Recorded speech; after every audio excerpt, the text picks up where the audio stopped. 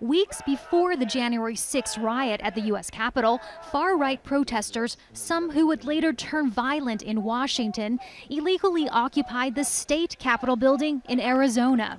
Joe Biden won the swing state, but Donald Trump and his supporters refused to accept defeat.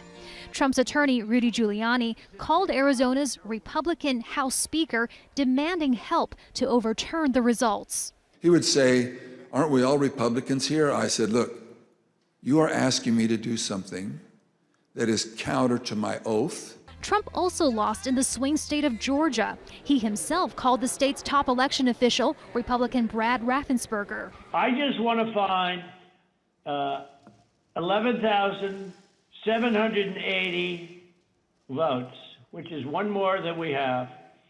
What I knew is that we didn't have any votes to find.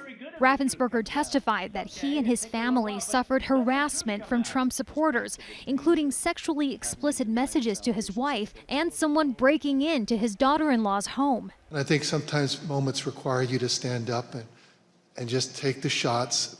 We just followed the law and we followed the Constitution.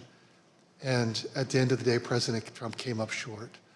Trump also turned up the pressure on two everyday Americans, mother and daughter election workers in Georgia, falsely accusing them of counting fake ballots.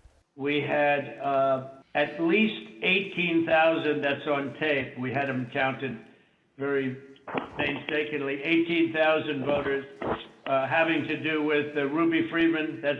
She's a vote scammer, a professional vote scammer and hustler. Do you know how it feels to have the President of the United States to target you?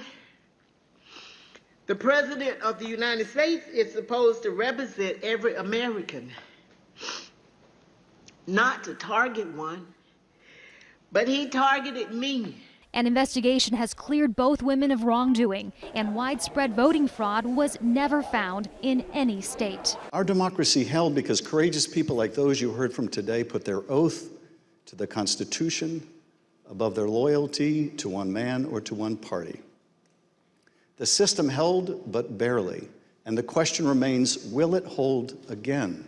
Even before Tuesday's hearing began, Trump posted on his website that his phone call pressuring Georgia's Secretary of State to find votes was, quote, perfect.